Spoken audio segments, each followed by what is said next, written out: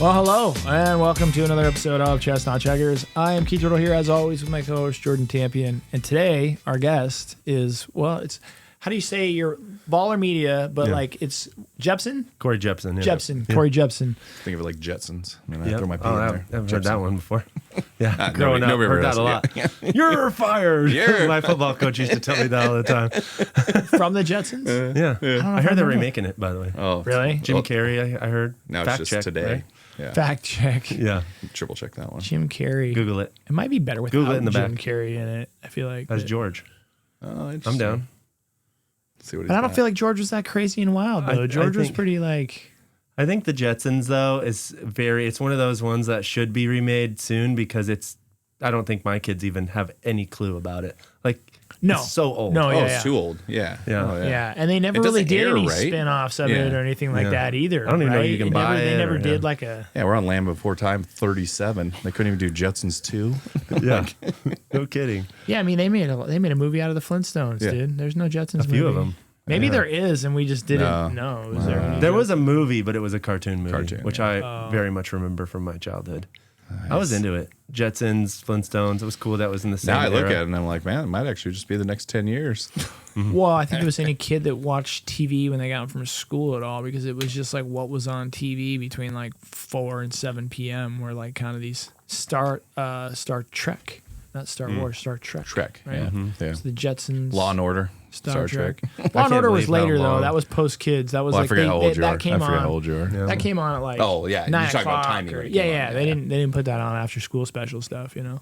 I know it's so funny now. I tell Logan that all the time when she complains that somehow Amazon started making more money by putting a commercial in the middle of a movie. And she she just gets gets so exasperated. frustrated Oh, with yeah, that so does commercial. my son. Yeah. And she's like, just, Dad, pay for it. And I said, it's one commercial. And They then can't do it anymore. Nope. Yeah, And- either and- can I, though. Oh, and she struggle. just snaps. And then I'm like, you realize I had to wait till an exact time. You can't rewind it. So if you missed the first part, you missed.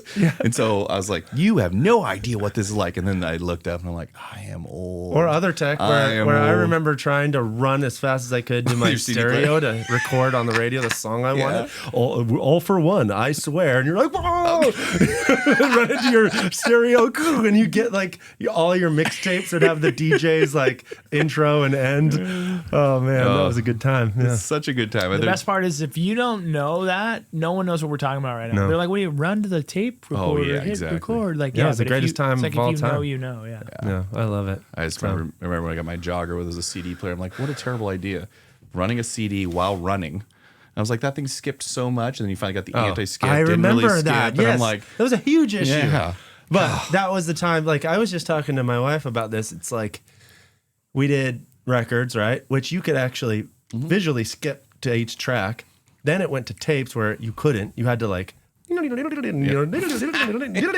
just wait and guess. And then CDs was just press of a button. Yep. That's just now. Track to track. Yeah. Yeah. Now Yeah. Logan just grabs choruses. I'm like, oh, how do you do Well, that? now though it's on your phone and they can actually they can skip between artists and styles and types, right? Yeah. Before it was like, oh, I could skip the songs by the artist on this album. Yeah. But you exactly. couldn't just be like, I'm going from Tom Petty to Dire Straits to DMX, right? You can't just nowadays kids have it all, dude. They got all you can the things, dissect man. a song. I think like even my team or video editors, you know how I don't know in the advertising industry if you're editing a video, right? And the big thing for editors is the client changing the music, right? Well, I just don't like the music. That's a huge deal because it is like the whole pacing of it. But now you can actually match the rhythm of the song you had in a more effective way. So it'll just find the right songs that match the rhythm. I don't even know what it's called, but it'll put a song in that's different. Then you go, oh, what about this song? It's not that difficult. Isn't that crazy technology now?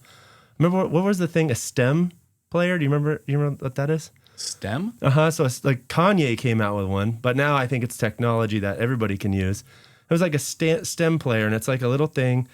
The hardware is a little thing, but you can eliminate portions of a song. So you can get an instrumental, you can take away it actually dissects the music Yeah. itself. And I think that's kind of neat, you That's know? cool. And now we have the ability to do that through technology that we have. I think that's cool. It is cool. Bring back tape players. Bring back tape Yeah, players. sorry. Bring back the boring.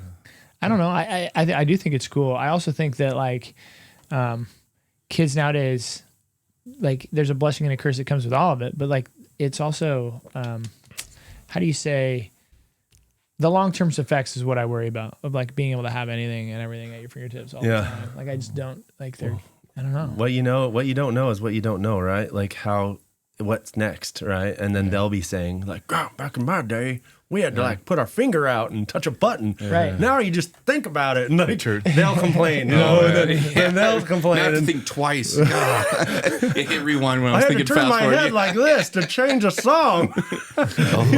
It is funny now. Get back to fact check. So you have to fact check this. But I believe it was a study they did that was trying to assess our generation, so the millennial, kind of a little older, with the new one, and they actually found a real study or real results around Nintendo. So when with Mario Brothers, you started over when you lost, and now new games leave like basically you start where you died. That's crazy. Yeah, And yeah, it's I the know idea that, of like if I miss, I have to go all the way back. yeah. And it's this weird, and you should. And what it does psychologically on you. yeah. That's crazy. It's so crazy. Where it's like ours is like if you miss, it's done. Yeah. If you're not first, you're last. Well, it changes the stakes though too. Yeah. Imagine if life was like that. Imagine if you fucked up and you had to go back being a baby. Exactly. Just resolve. There's no you just die. You're like, damn it. I knew it. But I don't want to do it again. But you get all the same knowledge and damn it, mistakes. Yeah. That'd be crazy. I remember getting to the end of one of those levels and you get hit, like fall in the lava, and you'd go all the way back and be so deflated. And then it was, but it hit me where I'm like, I think that's kind of, if you take that and put it in a mindset, that is what's lacking. Yeah. Is it's almost this like no risk. Like it just takes the kind of that risk and trial and setback and going working through it. frustrations, and just I remember throwing controllers. Oh, think about old VCRs, same thing. Or when holding the tape would get when it would eat it, because we always had old VCRs, and I'd be so mad. I'm like, Yeah, blowing into cartridges now, all that. Now it's just turn it off and turn it back on again. Well, you're onto something, Keith, with this whole what if life was like that?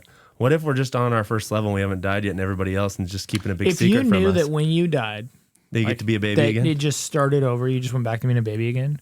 I wonder, like, how many people would just be throwing themselves out of a building tomorrow. That's the idea, right? What if? all right, time to start over again. But what if the skyrocket? They're like, wait a minute. what if the first time you die, the first level you die, right? Then you go somewhere and you're like, and there's a guy there and he's like, hey.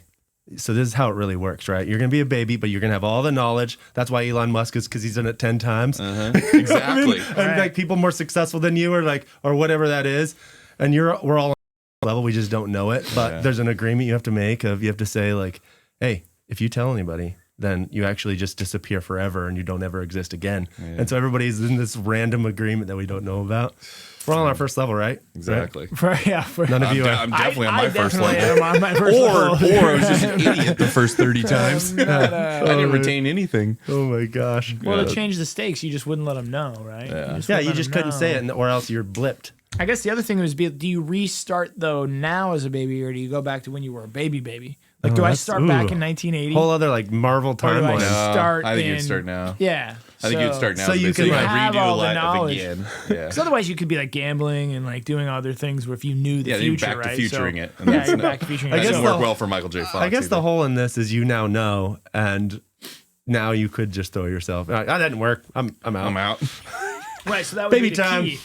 You'd have to like, they'd have to wipe their memory. I don't know. Who knows? Good talk. Yeah. Well, I'll see you later, guys. Yeah, that was great. Just thoughts by Corey. It's coming to you every week. Every time. Well, love to dive in. I asked Corey to be on here. Corey's kind of met him right when we started 4 Degrees, helped us actually create our logo and first set it, and then have just partnered and did different things along the way, culminating in what we're hopefully finishing here with the Peyton. But I've always appreciated your look and take, because I think there's marketing and there is building a following. And I think you do a really good job at Bahlr doing that. But give us a little, I know your story, but like, can you give us a little bit about how you got into it? Yeah. Path from starting it to getting to here. Yeah. First of all, just the backstory on you and me. I remember working at Mojo Lab. So I got out of college at North Idaho College, and I went to college late, 33 years old.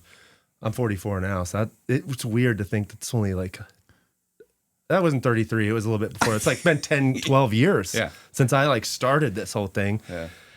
It's crazy. And then I'm working at Mojo, and I meet my best friend, Kevin, and working for Clinton, Chris, Clifford, and all these guys, and I'm just green, and I'm a graphic design major. And so I worked there, and then in Guax, Jordan, doing 4 Degrees, thinking of this idea. And the guy that actually designed the logo, his name was Joe. Yeah. And then I just was, helping. Like, oh, maybe turn it a little bit like this. And they're like, yeah. But like, still, I helped a little bit. Yeah. So he's why it's at a tilt. I guess so. I don't know. Everybody leaves their mark everywhere. Well, I believe, if I remember right, the 4 Degrees logo is 4 degrees tilted. It is now, yeah. Oh, it wasn't before? No. The original iteration was this. There's a North Face brand in Iceland called 66 Degrees North. And that's where the kind of the logo is really cool, boxy. Oh, yeah. And then that's where you guys said, the box doesn't work. You got to make it a little bit more. Than Joel put his stamp with what I think is a protractor. Yeah, that's what it was. He wanted something building to. Yeah. So it sits on a 4 degrees. What are the 4 degrees again? So it's brokerage, so just sales, management, investment, Property development, management, and then investment. community. So Where was that foundation. communicated? I'd have never known that. Well, if you go to our website that you built, it's on there. I didn't build it. Yeah. Well, I mean, back then. I've heard Jordan talk enough times that I think I heard that somewhere along the way. Is that the 4 degrees, but obviously for 4 separate things, the 4 separate degrees of. That's whatever, cool though. Yeah, one I'd been working on, I was like, well, if they could all talk to each other, I think every one of them would be better. And so, like, what's great is now I'm seeing it literally play out. Now I have literally brokers, boots on the ground, telling me pricing and values for my investment group, and then management keep me up to speed on like regulations, what's renting, what rents are doing, and then our goal now is to make enough, and then we give back. And so that's kind of was the model cool. through it. So I love that. Learned something new today. Oh, that's awesome. I remember working at Mojo too. I worked on like this coupon for your gym at the time, and like this little thing, and just kept working at Mojo for a long time, and then eventually just kind of looked around as anybody with entrepreneur spirit, and looked around, and was like, I could do this. Especially when they started bringing me into sales meetings, because essentially I don't love the term marketing. I would never term myself as a marketer or a digital marketer. I absolutely hate it. But so I'm a salesperson. What do you call yourself? An advertiser. Yeah. So I am the Don Draper of. I want to be the Don Draper of Spokane, Coeur d'Alene. That's or wherever I'm at. I love the idea of being a producer. I love the idea of establishing a vision and then assembling a team to accomplish that vision. I am good at translation, but I'm not good at creation, right? So you sit me down in front of a computer, I'm probably not going to do as well as all my team would do. They're all way better than me at everything in regards to creation.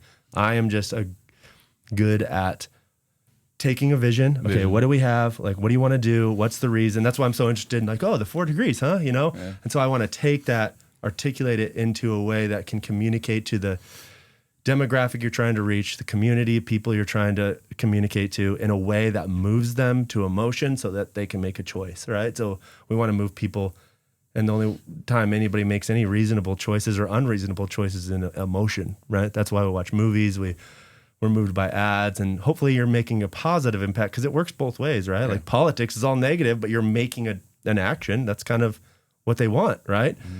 And so that's what I'm good at, and that's what I like to do. And like the Don Draper idea. So I did create a little series recently called Madman. Yeah. Because I like Ed Clark a lot. I respect him, and I just think what he's done in Spokane. For whoever's not listening, who's Ed Clark? He's like the OG of advertising in Spokane. And we text, and through college, I just met him, and he used to call me the guy that, I don't know if he still believes this, but he used to say you're like the next madman. He would say it a lot to me, and I was very honored by that, because I really I just liked how traditional he was. I like how everything was organic and authentic with him.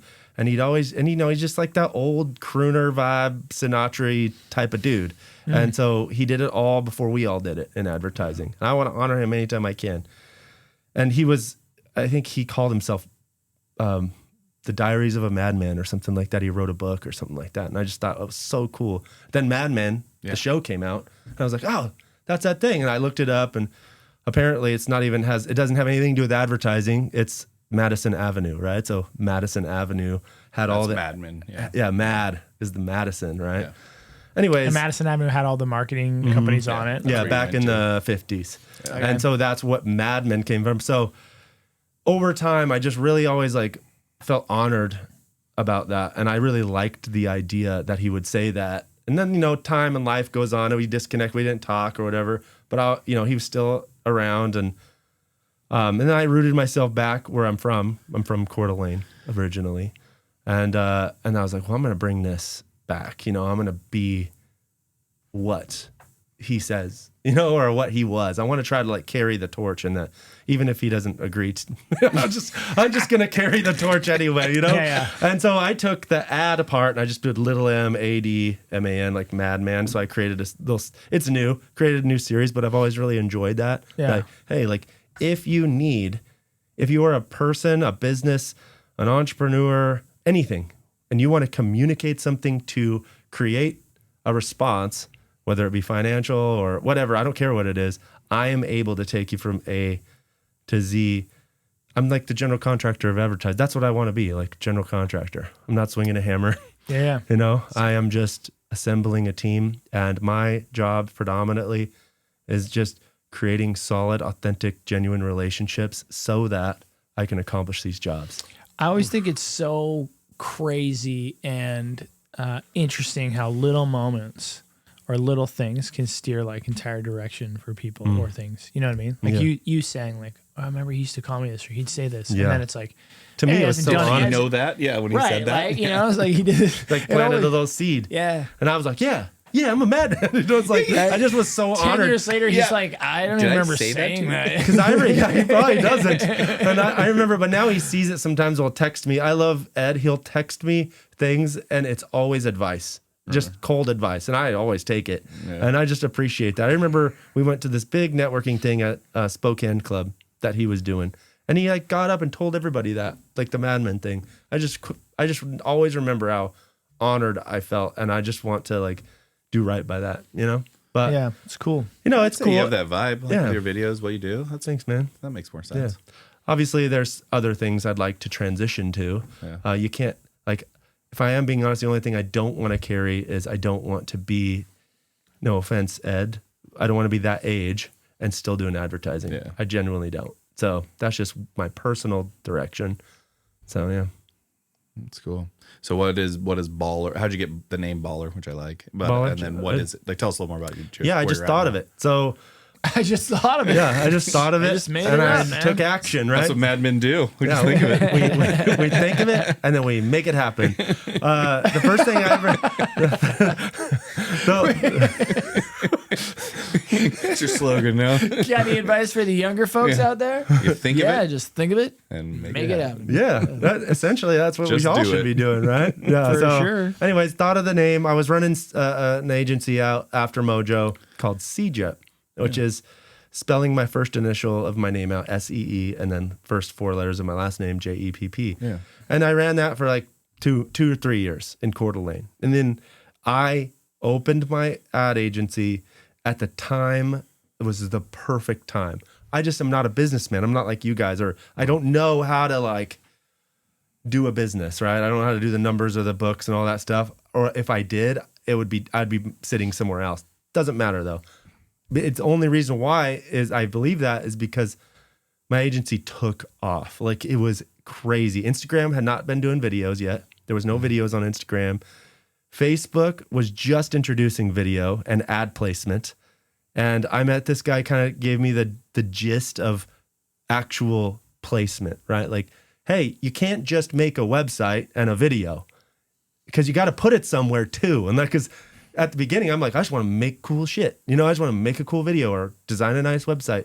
But I had no knowledge of what to do after that. And I had no awareness of it either. I had no idea that you should. I was just like, I was happy supporting, and I was able to support my family and pay the bills, creating websites and logos every single day.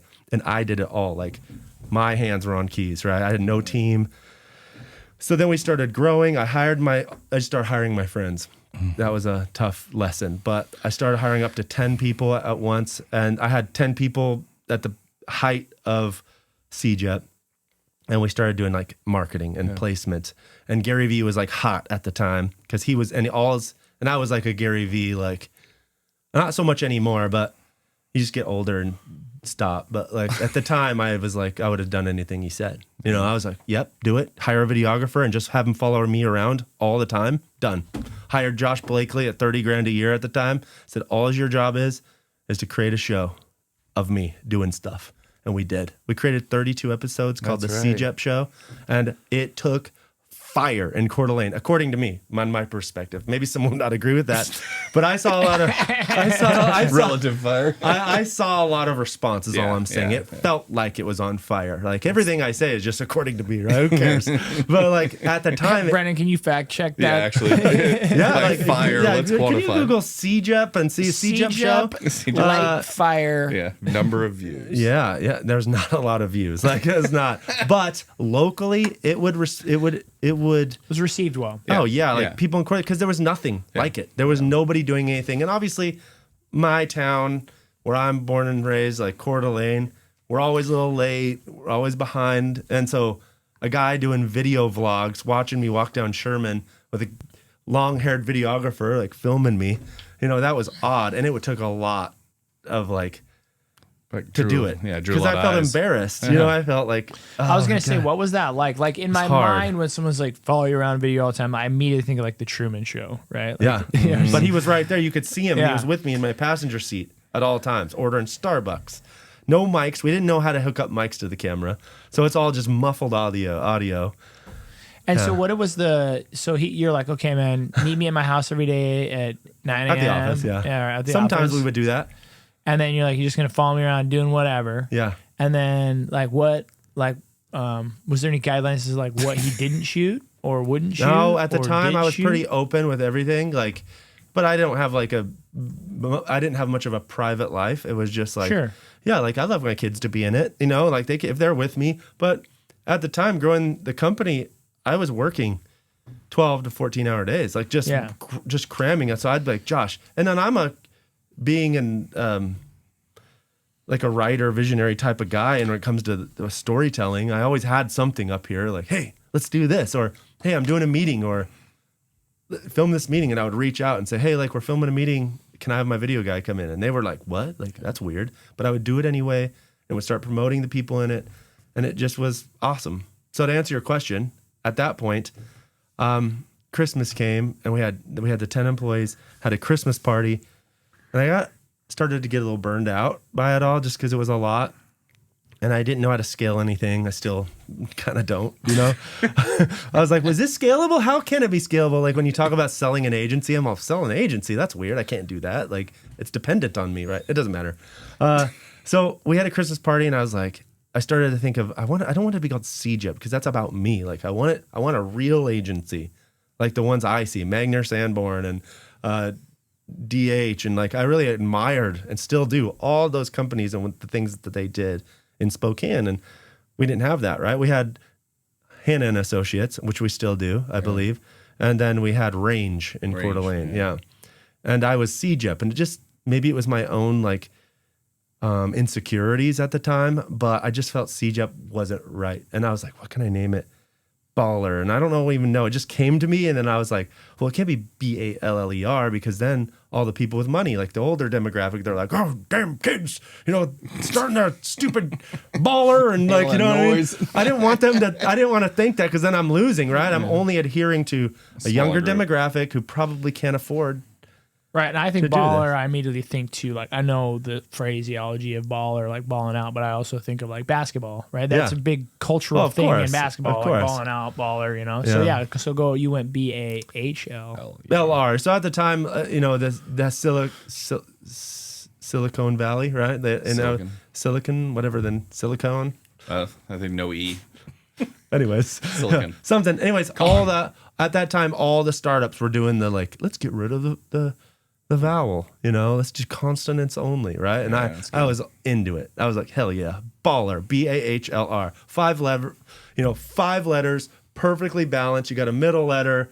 It's just like it sits perfect aesthetically, and it looks really expensive, and it looks German, and it looks like the 65-year-old or the 50-year-old CEO would take it seriously.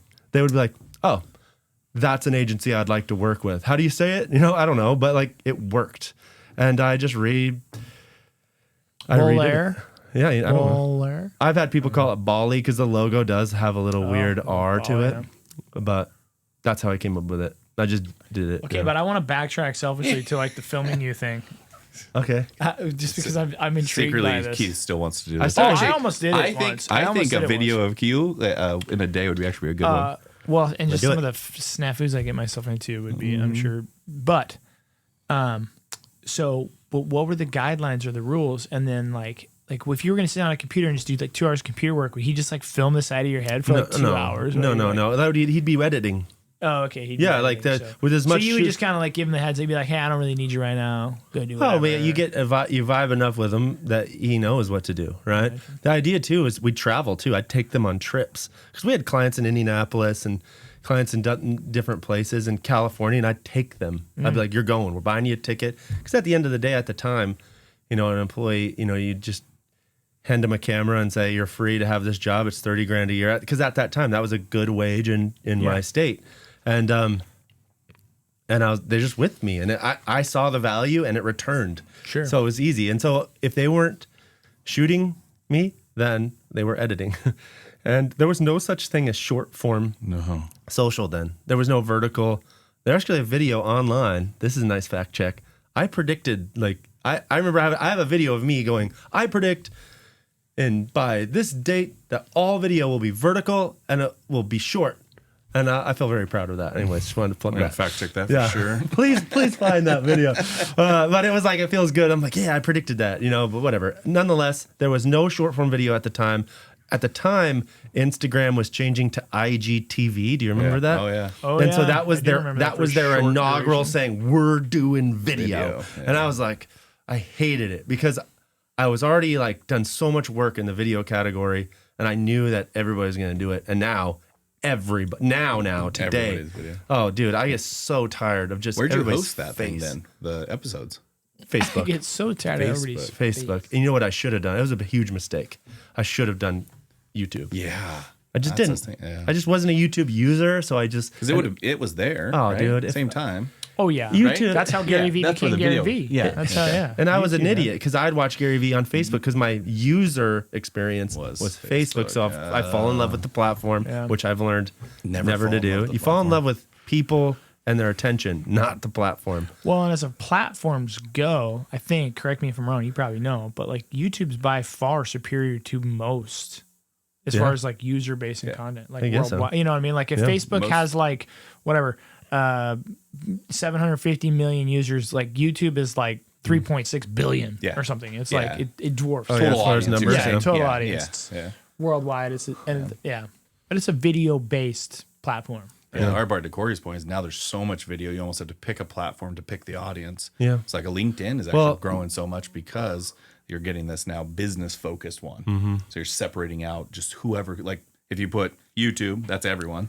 Then you go to Facebook, and that's going to slim it down to a different group. Then you'll go to Instagram, slim it down to a different group. Snapchat, probably. And all this discussion that you're talking about is all organic placement. I have learned the biggest thing is I don't fall in love with any platform anymore when it comes to advertising my client. So if you're a client that comes to me and say, okay, I want the whole thing. I want branding, website, video, communicate it, and then place it, right?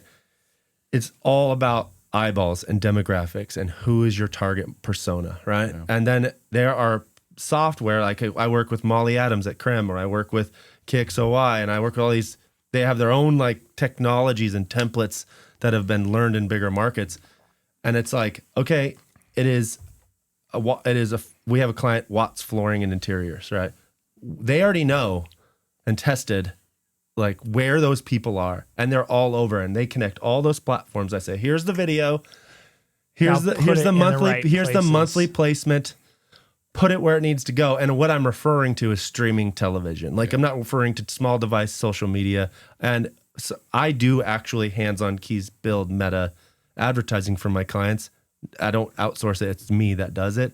And it sucks. Yeah. It sucks. The targeting sucks. You can't target homeowners.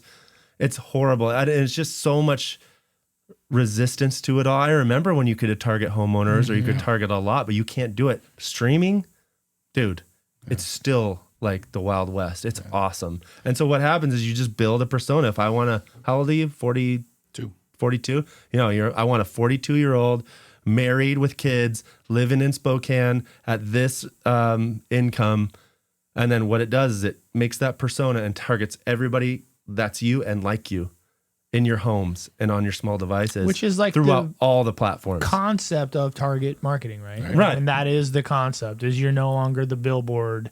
You're no longer broadcasting on, a channel to the viewers. You are saying, 85% of the people that buy yoga pads are female between the age of, so I only want to market to them. Right. Yeah. You can choose now. Marketing before was like you said, it was linear. It was like, hey, just the most exposure possible. The only ones that Number can of views, the only ones that can be successful with linear advertising, which is still paid ads on television. So if I take a client and I say, okay, you are going to be great for linear television, what I'm actually saying is everybody will buy from you. Everybody. Because I can't target through traditional television. It's just, if you watch the news, you're seeing this commercial, right? Think of the companies that only can benefit in that way, right?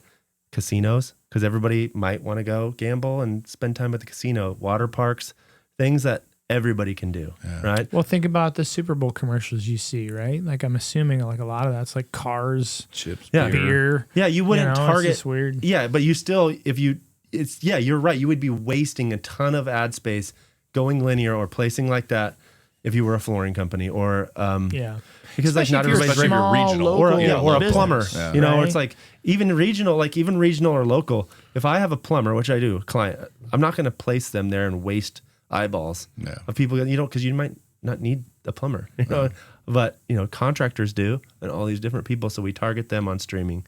So Well, it's funny you said that about like the Instagram, Facebook. I feel like it does target me.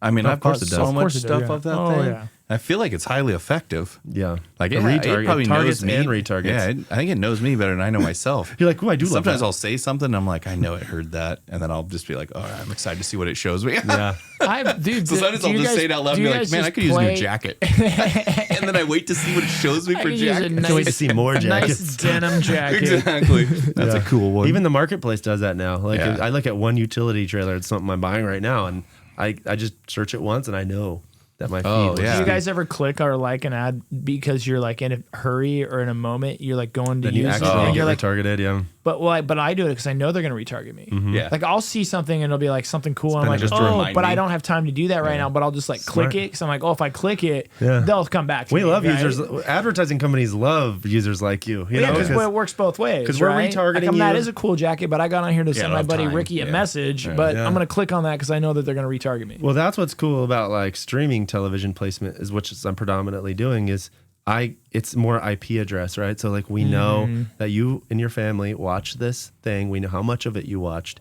And then now the technology connects your IP address to your device. I can retarget you on Google through display ads through that IP address. And now I can actually track if you ever walked into the business called footfall. If your phone, which is attached to that IP, that it knows you watched it, it knows also when you have went into a geofence in that client's office. Yeah. pretty And cool. I think that all of this makes sense. And if you are in marketing or media at all, you probably know this stuff. If you're in an industry that's heavily related to marketing media, like real estate can be. I spent years on Google pay-per-click advertising and all that kind of stuff. So, but it's also very unknown to a lot of people. Like, Correct. like I agree. people are like, one day I say this, and the next year I'm like, dude, you like literally that makes total sense. That's exactly how it works. Like, you know what I mean? Like my father-in-law is like he's like, can you believe that I got this? And I'm like, yeah, it's actually Literally how it works, It's man. literally science. It's actually happening on this is probability. How would they possibly know? I'm like this. I don't Yeah, know. it's because you don't remember searching it, right? Like Or like someday, that you were there yesterday. You know, it's like that's true. because you went into the Kubota dealer yesterday to get that new hitch you wanted, and then he's like, and it's like, how would they know? I'm like, oh, it's actually a lot easier than you think if you have access to somebody's location. Yeah. And Which search everybody history has on. Yeah. and or spending. Like if you link somebody's debit or credit card with their geolocation, with their activity on, it's like it's very easy, right? Yeah. It's not like it's rocket science. Those are those It's like, agreement buttons you always click. Yeah. You're just agreeing. You're like, come get me. Come sell to me. There was a I'm an open movie- invitation. I'm like, it's perfect. Yeah, Tell me something. I do too. I See, buy this is good. stuff I all love the it. time. I'm like, oh, that's a cool Josh Allen jersey. I'm Actually, buying that. these shoes, they're a French shoe, and they kept showing up, and then now I've learned to do it where you like ignore it like 4 times. And then the 5th time you get their deal, the deal of the deals. Then it was buy 1, get 2 free. And I bought 3 pair and I'm like, God, you knew I should have waited. They finally give me more. Yeah. You're trying to like fight the system. You're manipulating the system. I'm going to ignore you 4 times. Let's just wait. The deal gets better. Promise. It gets better. That's awesome. Well, it also goes, like, goes down the rabbit hole of like somebody screwing your algorithm up. Right? Like my kid's getting on my Netflix. Like, get off my Netflix, man. Yeah, try getting your 16-year-old. Like, you're driving in the car. My 16-year-old daughter, she's like, "Hey, can I do DJ?" And I'm like, "Oh my gosh, that means it's going to be you're gonna Justin screw Bieber up my and Pandora SZA or and my like Spotify forever." You know, my Discover Weekly mix. my Discover Weekly is very poppy with K-pop right now. Like, that's funny. Yeah, we actually, I mean, a lot of our listeners probably own businesses. They're in some kind of entrepreneurial capacity. What's kind of if you were to pick up somebody who had no familiarity with this, to picture like a plumbing company, something like that, what is your kind of top 3 recommendations that they can do to get this exposure without having to completely understand all this? oh yeah, I like that. Actually, you said top 3 because it is 3 things. Oh, nice. Yeah, it's establish your foundation. That's who you are, what you look like, right? So if your business is a human being, let's pretend that. Let's pretend this plumbing company is a human person, right? The way that it dresses is its foundation, right? It's what we look at. It's where we make the decision. It's where we make the agreement. And if it looks bad and it's like doesn't dress well, it's kind of dirty and stinky, then it doesn't matter what that person says, you're not using them, right? So give us an example of that. Are you talking about like building space or the physical guy wearing I'm talking about an your outfit? Digital foundation, right? And that's website and your brand guidelines and your color. Yeah. So yeah, that is the representation and an analogy of how this business looks, right? Because you could do all the video in the world and all the people could go. If you're not solid with your website, all your like foundational assets, you're going to lose people. People are making silent decisions about your business every day and you don't know it. And if someone says, "What's the ROI?" I'll give you the ROI based off of statistics I've had, but I'm also telling you can't measure what you don't know, right? Yeah. How about all the people that go to your website or go to your Google business page and you're not ready and you don't have it all up because you didn't want to because you believe in word of mouth, which is also legitimate, but even word of mouth leads them to research, right? And so if I go to your website or I go to your brand or I hold your card or I go to your Google business profile and it looks like crap, I'm going to bounce, right? And you can't measure that. Like you can measure a bounce, but you can't really know what that may have turned into. So that's number 1. Number 2 is what the person says, right? That business needs to be talking, and it needs to be talking in a way that moves people, that communicates what the service is, what it means, what it represents. And that's video. That's the asset that it's giving what out if an to the owner's just community. like shy and camera shy and doesn't want to go in there? The owner never has to do anything. Like I can hire actors, I can do voiceover. So however it's communicated. Yeah, and that's all part of the strategy, right? So if a business owner sits with me, I look at both. I look at that foundation. I say, okay, let's see. We need to shore these things up before I start delivering people to it. Because if we deliver people to it, they'll bounce, right? Okay, so that's good. Now we need to start communicating the message. We don't talk about video. We talk about you. We say like, where does this come from? What is your business about? What does it represent to you? What does it mean to you? What do you want people to know? Like if you could have a genie come out and say whatever you want, like let's say you hired an employee for 24 hours a day, 7 days a week, never got sick. And what would you want that employee to do? Right. And they would tell you, and I'd be like, oh, well, good news. That's the internet, right? Like we can do that, but we have to craft it in a way. And like to your point, it may not be the owner. Actually, I hope it's not the owner because they're carpenters, they're plumbers, they're real estate agents, right? They need to be doing that, right? So as an advertiser, I will just align what is needed and the right tools to communicate that message in an impactful way. Whether it's a voiceover impactful thing that communicates the luxuries and the beauty of Coeur d'Alene through the Coeur d'Alene Resort. We just did the Coeur d'Alene Resort commercials last weekend. So like we used voiceover. We didn't use any person talking or anything like that. But sometimes you get a very charismatic plumber that likes to talk. Hey, let's get him on there, right? So like we work with Neighborhood Fence in Spokane, and it's Randy, right? I get him on front of the camera. He's just so endearing. Everybody loves him, so that works. So it's all dependent on the strategy. The third thing is where you put it, right? So you got your foundation, what you look like. Are you trustworthy? I looked you up. Oh, you look good. You look legit. It matches all the things that I saw in the video. Like, oh, those things go together. Okay, I feel more trust to use these people. But where did the person actually see it, right? Where did we put the voice? Like the placement. Where is that person that we said was the business. Who is talking? Where is he or she talking, right? Yeah. Where are they talking? Oh, hopefully they're talking in an auditorium full of 100,000 people. And I always tell this to clients too. I was like, how much would you pay to speak to 100,000 people about your business every single day, right? And they would say like, I'd pay anything. I'm like, all right, well, now we're talking, like, because that's what we're doing, right? But if you go up to the stage and 100,000 people are ready to hear your message for 30 seconds in this auditorium, and you don't know how to talk and you say the wrong thing, then that's disaster waiting to happen. Yeah. So I am the GC, or the orchestrator, conductor of all of that. I say, we got to say the right thing, we got to look the right way, and we got to be in the right place. And if you have all those three things put together, it's just a system at that point, and you start generating interest. Because like you said, like a plumber, when I start and I flip the switch on advertising and the placement starts and everything's ready, the foundation's ready, the videos, the campaigns are good, and the placement is good. If I see this video, it doesn't mean I need a plumber. Yeah. It's like Bill's Heating, right? Not a client, but geez, he's everywhere because he knows what to do. Like he's advertising all the time. Guess what? When 62-year-old Martha in town needs her heat goes out, she's probably using Bill's because that's all she sees, right? They do a good job with that. Brand recognition. Yeah. And so if you do it enough and you keep doing it, my goal as an advertiser is to make every business owner and entrepreneur treat advertising as if it's the electricity bill, right? It's like we don't call it a Vista and ask them what the ROI on our electric bill is. That happens all once. It's not great. So.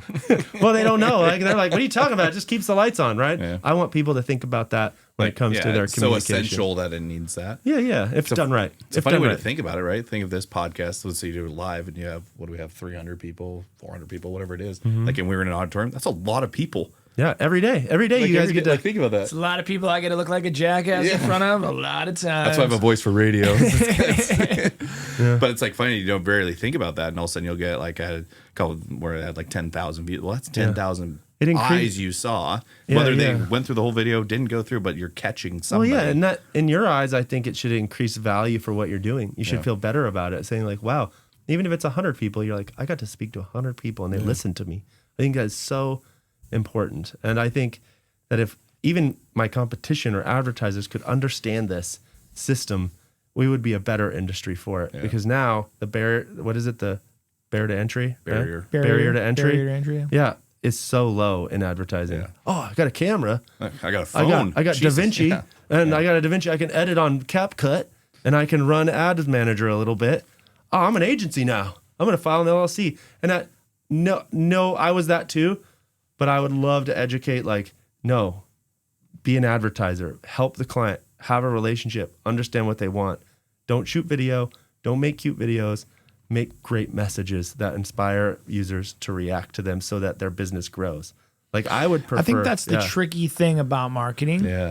So I got into Google pay-per-click advertising and marketing at a young age as an agent. Because of what you're talking about, which was I met with a variety of agencies that wanted to charge me a lot of money, but couldn't answer those questions. And I was just like, I didn't know anything about marketing. I had like an engineering background, so I was just I was very literal. They couldn't advertise to you what they did. Well, right, exactly. But it was one of those things where it was. What I call it was like brand recognition, or it was like image advertising, or it was like shameless self-promotion. And it was just like to a lot of people for a lot of money, but then the results were there like, well, that'll just show up. Like it'll just, if you do this long enough, it'll just show up kind of thing. Like put yourself out there, look good, speak well, have a good message, and then it'll show up. And I was kind of like, well, I wanted the numbers, right? I'm like, if I spend $5,000, I want to know I get in front of 250,000 people, and I'm going to get a 4% conversion ratio, and I'm going to get an average cost of sale. And so I was so I'm not saying this like but for me, that's when I started to take the onus of like, I need to handle my own marketing, right? So that's when I kind of like not knowing anything about Google pay-per-click started kind of diving in and taking classes and learning and asking questions. I think you led like the real estate area on marketing to get to that very specific point. And I just did it selfishly to say like, I want to know when I spend my money what I'm going to get. Just like if I go to a restaurant and order a steak, I want to know, is it a 16-ounce steak or whatever?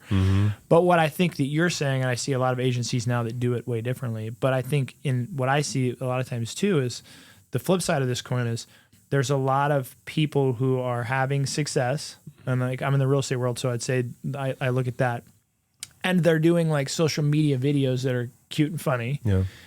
And then they're telling themselves a story that like, well, I'm successful because I do these cute and funny social media videos. Yeah. And it's actually like, no, you're actually successful because of like these other things, or the videos might help, but like it's not related to the success. Yeah. Yeah. But if I'm a new agent today and I come in the market, a lot of the coaching I do with younger, newer real estate agents is they are looking and aspiring to see these agents that are successful that have a social media presence that do like quippy and funny videos, Yeah. and they think that that's what they need what to it is, yeah. do.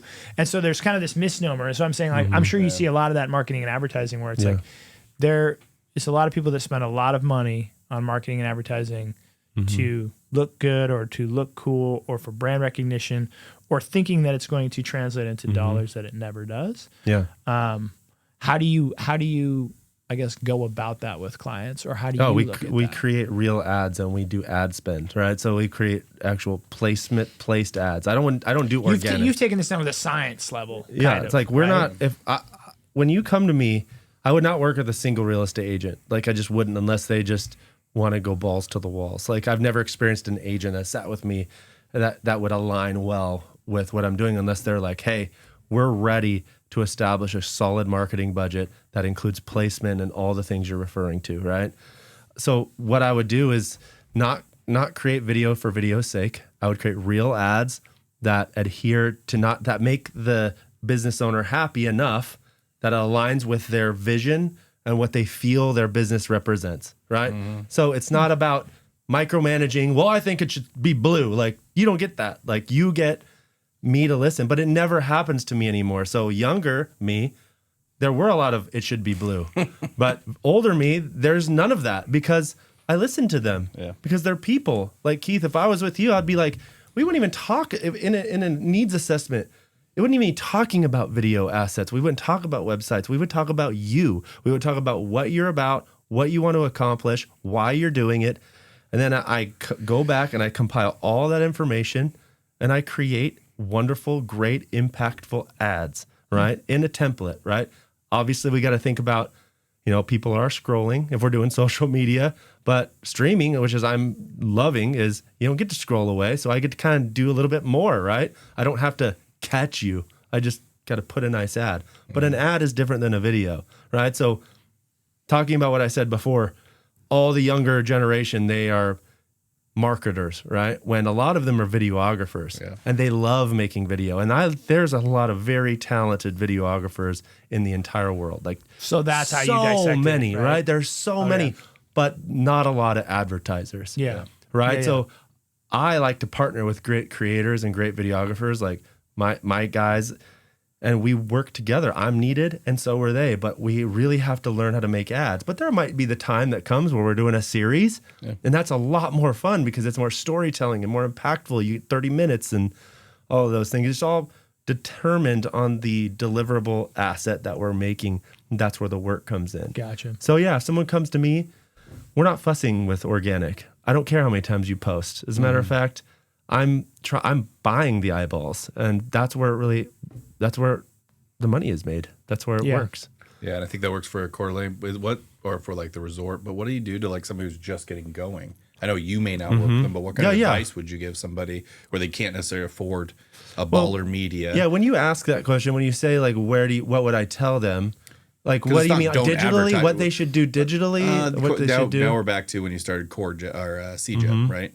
Like, what would you advise to? Well, you're a marketing. So if I company. was, you're saying if I was a startup a 4 degrees entrepreneur, walk to your office.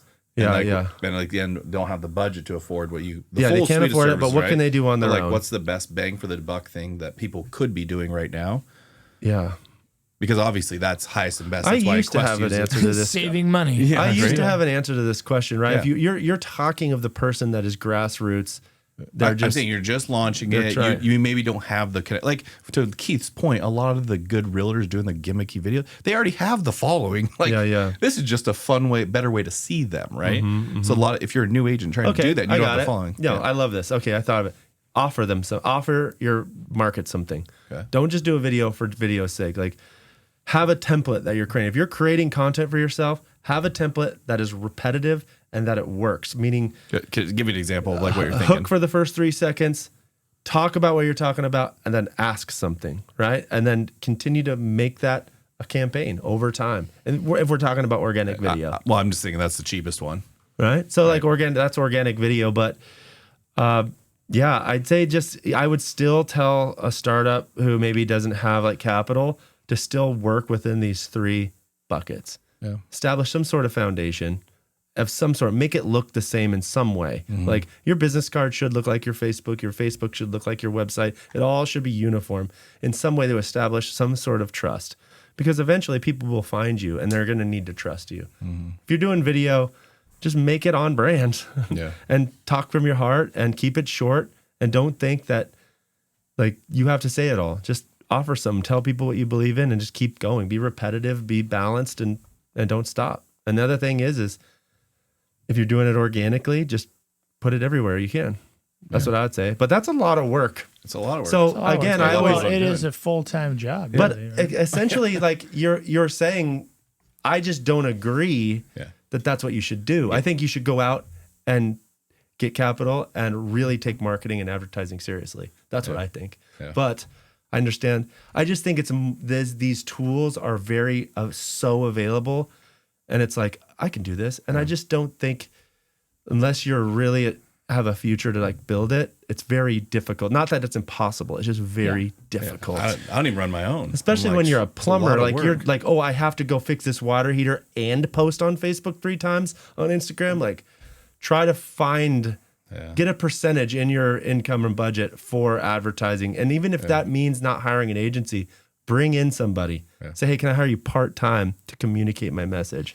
Well, and I've always talked to agents as like to make sure that there's a very distinct, semantically speaking, there is a very distinct difference in your mind between like advertising or marketing or lead generation or brand promotion. Like all of them can kind of get lumped in semantically. People are like, it's true. Like, you know, I would say time block your schedule or time block your week. And they're going to say, I'm going to spend 6 hours marketing. But I'm like, okay, well, what does that mean? Yes. Right? That's good. 6 hours of marketing. That's so true. That's why I hate the term. Is this just you screwing around on social media, or is this just you or advertising? So for me, I would always define an ad as a specific call to action, right? Or a specific offer with a very specific call to action. I like that. So it would be like, contact me, Keith, for the 5 things you should do before you sell your house.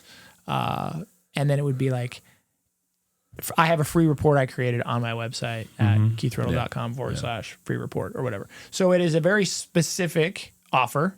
Hey, I have 5 tips that every seller should know before they list their house. And then it's a call to action of, to know more, to get this report, go to this place. Otherwise, if I just get on this cute, I'm like, here's me meeting my clients for coffee this morning, going to go showing houses, your local realtor, Keith, see you later.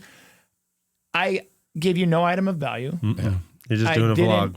Yeah, and there's no call to action. There's not exactly. DM Ask me, for something. text me. It's promotion. Yeah, showing you're doing top something. of mind. I'm reminding the audience that I'm a real estate agent. I'm reminding them that I'm doing my job. Hey, I'm out here meeting clients, showing houses. So there's not there's no benefit to it.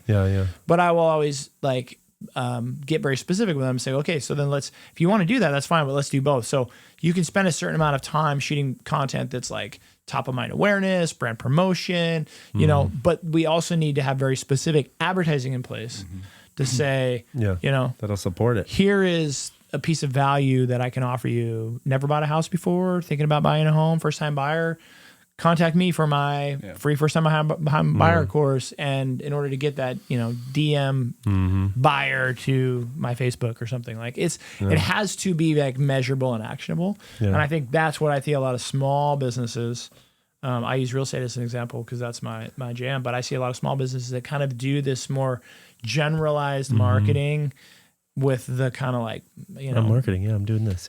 I think that if you're going to spend time marketing, you should actually do what marketing is marketing is communication, right? That's all it is, communicating effectively. But what they're doing is creating content, right? I'd say, well, if you're going to spend 3 hours marketing today or whatever, that means you should be going to some sort of networking group, going out, meeting new people, doing stuff. You know, like that's actual marketing too. You know, don't forget shaking hands of someone that that's in your network is marketing, right? So I never would say no to that. No, for sure. I think it's just very important to be focused on what it is you're doing. Yeah. Or have a plan, basically. Yeah. It's like like I said, like I wouldn't just grab my fishing pole and throw it in my truck and like drive out and be like, "What are you going? I'm going fishing." It's like, well, for what? For what? Where? How deep?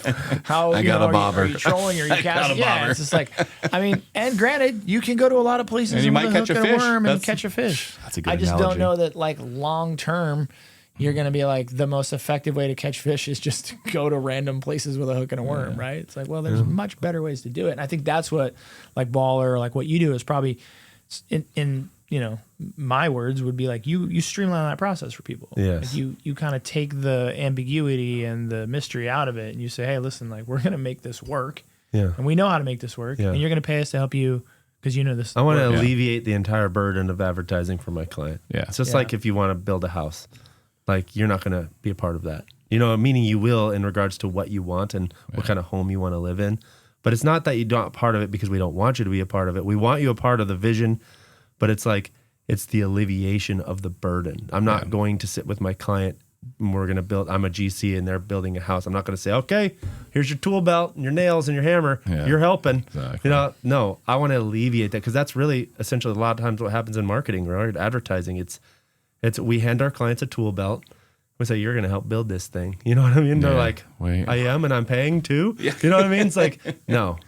Bahlr, me, advertising, like it is, okay, let me put my tool belt down. Let me learn about what kind of home you want built.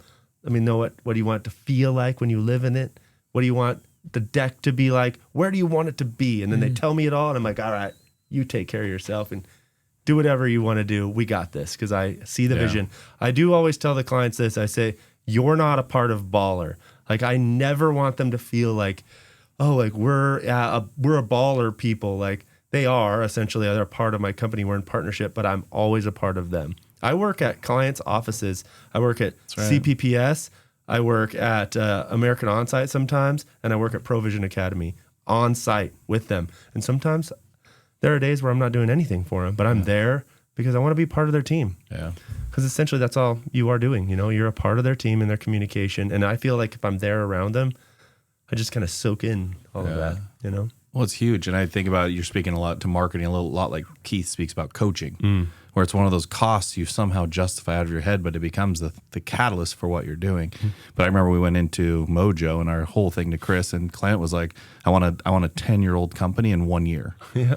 And basically they built us a 10-year. So that's why it looked like we grew so fast, was like our marketing was spot on all those pieces. But I think we spent some money. Yeah. And it's one of those hard parts that, to your point, Keith, is like, but it's not like you can say I spent $20,000 and I made $20,000, except where I can look back now and be like, well, the results were good. Were those because I went and worked harder? Or was that because of the marketing? That's a really good point, Jordan. Like, a lot of times clients will say, what's the ROI?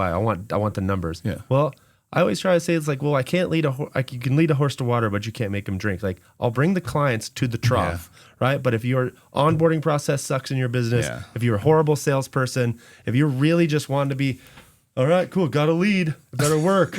Or, or you get a lead and you're like, email only. Like, that's not, unless I'm doing sales for you too, like, I can't, that sucks, because then they're like, well, I got nothing. I got nothing this month. And you're like, well, you got 17 leads. What happened? Well, they didn't email me back. I'm like, well, did you call them? Did you text them? Did you email them again? Because they're people, right? And they're like, well, no, they're not. I'm articulating like they're mean people, but they're not, But you know what I'm saying? Like, it's like, you got at a certain point, you got to do something to get the right. ROI. Like, and so the ROI is the sales of those things. Like, well, we can track what happens, right? I can track. I can say you got 9 phone calls. We've actually had clients before where a ton of phone calls came into the business, and I told them that. I said, hey, you have all these calls that happen through our tracking, and they found out that they had just employees that weren't doing a great job, and they were like, oh my gosh, and it helped them like streamline and build their business in a better way to sell and close, and that's a lot of that falls on my shoulders too, like not qualifying that in the beginning. So if we bring you, like a lot of times in a meeting, I'm like, if I bring you 100 leads in the next 90 days, are you going to be able to close them? That's a good question I should be asking. Or can you service them? Yeah. Right? Is that too much? In the consulting world, I have that conversation all the time where they just like, you don't need more advertising or marketing or leads, you need to do a better job with the ones you have. Right? You know what I mean? It's like, because you start pulling apart the layers of the onion, and they're like, well, I'm so spending true. $5,000 a month on Zillow leads. And I'm like, and you closed one deal last month? Like, what? Yeah, the leads suck. And I'm like, no. That's not how That's this works. so right? good. Yeah, that's so That's good. not It how it happens works. all across the board, every yeah. company. And I don't even blame them as Well- much because they think sometimes we're trained to think that it's just turnkey. You know, it's just, but more advertising is just Keith, meet Jordan. Jordan, meet Keith. Like, I'm out now. Like, I did my job. That's advertising, right? Yeah. And I don't know You what's going to can't happen. out lead gen poor skill set or No. poor sales, right? Like you just can't. And I think that's where a lot of people try to buy their way out of a bad position with marketing. That's you know? good. That's good. If your company, like you could have a failing plumbing business, and then you're like, what we need around here is we need more clients, we need more marketing. You know, it's just like, well, you know, if you're that's botching maybe that's jobs, not or if it. you're not, well, I mean, I think that's really more of a hard conversation. to I have with couldn't people agree about. more, man. That's a good point. I love it. I think another way to say it would be like good marketing will expose like your company too for what Yeah. it is, right? Yeah. If you have a really good company and you add good marketing to it, it'll explode. If you Yeah. have a really shitty company and you add really good marketing to it, you're going to scream you from are the top of a you are mountain so right. to a whole bunch of people how crappy you are. You are so right. So We're just going to tell you how bad we We're are just going now. to get you sued faster. yeah. So one of my good friends taught me some. His name's I think he's been on the show, Joel Barber. Oh, yeah. One time yeah. I was talking to him and I was just talking about advertising, and he's really good at advertising himself. He just does a great job. And he goes, advertising or marketing doesn't make a company, it amplifies a company. Like you said, that's exactly to your point. It's like if you do a great job at advertising for a client or anybody, it's just going to amplify what's there and peel the onion to show where maybe those weak points are. And if they're actually solid, that's why I have the 3 buckets, because I at least want them to be solid in that process. Yeah. But if it's internally not well, it will show you that, you know? Yeah. So For sure. That's good. Or if you hate your job, you know, Sure comes out quick. that's true. the begrudging plumber. I didn't even want to fix anything today. Now I got to go out. We got 9. We got another one. 2 leads I today. gotta drive all the Stupid way marketing across guys. town to this stupid wrecking my hot weekend. water heater. Did we really my put God. emergency services? I don't think so. Oh my gosh, that's good.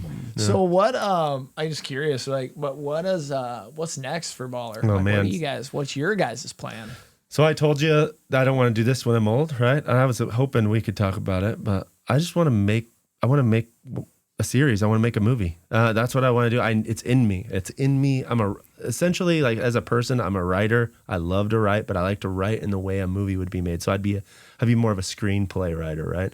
I love adaptive screenplays. I have lists on my phone of movies I want to make that I've doing. I really want to do it. Like, I'm super inspired by, in the 90s, it was Matt Damon and Ben Affleck, just 2 kids who made Good Will Hunting. It's such an inspiration. I was like, oh my gosh, movie. those 2 just made that, and they just took a shot and they thought it and they did it, right? Like, and look, right? And then now I see Curry Barker, and he's just doing some Instagram, and then he's like, oh, I'm gonna make a horror movie. And then he gets a finance guy, gives him $750,000, makes it. It's one of the biggest horror movies of all time, and it's really good too. It is so inspiring. So obviously I don't want to be those guys. I want to be me. And really, I want to make things because they're beautiful and they move me. I don't care if it's successful. I truly don't care. Those are great examples and they're inspiring, but I know this is very cliche to say, but I'm the kind of guy that watches a movie and I'm in. I cry. I'm the kind of guy that if I watch Ted Lasso, Parks and Rec, The Office, and they end, I feel like a part of my family has died. And I do. I'm like, I hope heaven is me just going to The Office and being a part of their like that universe, like stuff like that. Like, I love creating things that mean something. And so what's next is to be able to, number 1, create series for people, because we're really good at that. Number 2, eventually make a movie. So this is more of Corey Jeppesen. Yeah. Right. Bahlr, the job is so awesome. Like, I think I'm just perfecting this process. Yeah. I am so grateful for what Bahlr is, and I have no plans to close it. I have no plans to end it, but I really want to scale myself, right? I want to scale myself because the process that we have at Bahlr is perfect. in my opinion, right? So if a client came in here just Fact now, check that. Yeah. Is it a perfect process, Brennan? according to Or- chat, everything's perfect. So like, Exactly. no, if like a person came in and said, okay, I literally have prices that don't change at Bahlr. Like it's the same price for anybody, right? And if they don't align with those prices, it's just not the time for them, right? And if they do, but it's not about prices, it's just about the system. And so what's next for Bahlr is just is finding the right clients that really love a good advertising relationship where they can be like, we love Corey. Corey is great. Like I have no problem. I would hand out my client list to everybody because I'm a firm believer. If you can steal my client, it means I wasn't doing a great job. I truly believe that. So like you could, like Chris McKenzie, general manager of American Onsite, pretty big company in Spokane, just an awesome dude. Like I love them. I love that company, and I just infuse myself as a part of their organization, and that's what I'm looking for is clients that I can go have a beer with, but also just saturate myself in what they're about, and I find an incredible amount of fulfillment. And at the end of the day, it's not even for advertising's sake. The one thing that I do all of this for is my family, my wife and my kids. I have 4 daughters. I have a dog. I have 2 cats. I live in Hayden Lake. My wife is the best person in my entire life. She's my best friend. My 4 daughters are everything to me. I love my life, and that's all I want to do is cater to it. I just want to build it. I don't want to have an empire. I don't want to be famous. I don't want to even be a billionaire. I don't want to be Elon Musk. I don't want to be anybody. I want to be me and loving my family, because in 200 years, no one will remember my name, but they know it right now, and that's really what I want to be a part of. I want to be present with my family. And so when I'm sitting here with you, or I'm sitting here with my clients, I'm thinking of serving them the best that I can, because I know it facilitates the life that I love to have right now. I think it's like the first time in my life in the past couple of years where I don't want anything to change in the ways of personal life. I'm That's so cool. happy. Like I just like, but it also brings a lot of fear, because because I spent my whole life wanting a personal life I could be proud of, right? Because you go through stuff, right? I've had divorces. I've done this. I've had a lot of pain. My dad died when I was a kid, all this kind of stuff. But finally I reached this place where I don't know what happened. I just post midlife crisis, right?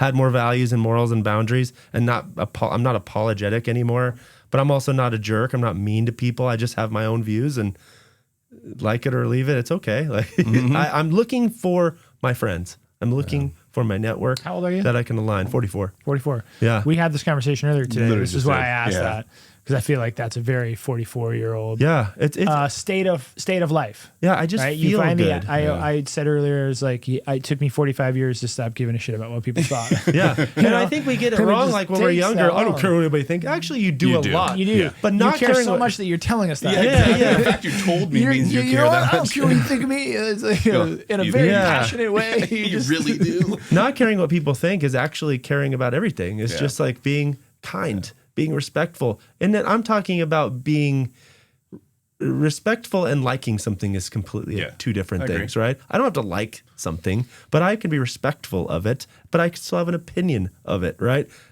I digress on that. The point is, everything I do is to facilitate the life that I have, I get to be a part of every day. Without my wife, I could not be doing the thing I'm doing. Without my kids, I would not want to do the thing that I'm doing. I have love and respect for my dog. Like I just so happy. I live for it, and it just it's cool. So That's yeah. really So when I'm cool. sitting with clients, it's just about transcending that, like No. giving it. I don't know. I don't even know how to explain it. I think. Oh yeah, that's what I was gonna say.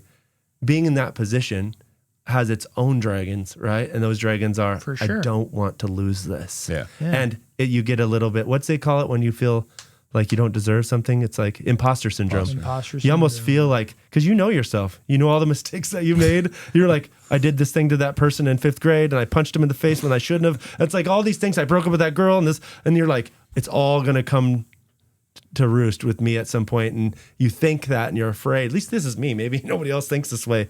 But I'm like, I am so blessed and I'm so grateful to have the life that I have. And I'm like, I want to do anything I can to keep this. Yeah. And I'll just do the most good I can to keep it in that place. But it does come an element of, I don't want to lose I think this, that's you know? life Yeah. in a nutshell is we talked earlier about to a younger guy, and it's kind of like there's a lot of life of like you're not where you want to be in life, and there's this kind of like drive inside of you where you're like, oh, man, I'm gonna get there, and I'm not there yet, and what am I doing wrong, or am I ever gonna get there? And then we also get to this point too sometimes where you get to a spot when you're like, this is too good to be true, man. Something's gonna I'm gonna get a tumor in my brain tomorrow. Like this can't be working. Oh, bro, it's too good. So you want to tell that kid who's like just grinding and wanting to get to where you're like, what are you gonna do when you get there? That's the best advice you can give them. We just did a whole episode on it. Like, what do you like? Actually, imagine it. That's probably what manifestation is. Just decide what you're going to be doing when you get there. Because if you don't, you're just going to be afraid to lose it. Yeah. Right, you're going to get there and be freaking out that you're there, and like, dude, am I going to screw this up? Am I going? Everybody going to find out who I am? So true, man. And later in life, I'm just hypothesizing, but then later in life, people just seem like they're full of regret, like all the stuff that they should have done. Or like, man, I shouldn't have been so worried when I was worried. I shouldn't have been grinding so hard. Right? I think every day just realizing, you're in the good old days. Yeah. Like the Andy scene in The Office, right? Play it. No, I was joking. It's like what is it? What's the quote? It's like, I wish somebody told me that we were in the good old days. Yeah, I wish somebody told me we were, something like that. Anyways, it's just like the good old days. Yeah, we're in the good old days right now, but it's always the good old days. It's always an old person, I think, that told you that at some point. You didn't realize it. Like how many people do you remember like graduating high school? And there was always like an uncle or somebody that were like, you don't know it yet, but these are the best days of your life right now. And you're like, I got on a broke, I have a bicycle. I'm not sure I'm going to pay rent. This is like the best life. Then you got your like 13-year-old and your little kids. I can't wait to have a job. I can't wait to drive a car. You're like, dude, go outside and enjoy the playground. Run through the sprinkler. You're like, and then you got your teenage daughters and they're just like wanting to just conquer the world. You're all, no, just enjoy the sunshine for a little while. You don't have to pay bills right now. Yeah, exactly. But our parents felt the same way too, It's like, it's life. So I think it's just having enough awareness to understand that we are still young. Yeah. You know, and we are like, Ed Clark. Living the dream. Right? He would tell me things, It's like, I'm sure he has a lot of advice and saying, dude, just chill, relax. You're not even close. Yeah. He called me Donald Draper once. Yeah. I'll never forget Set my whole life on fire.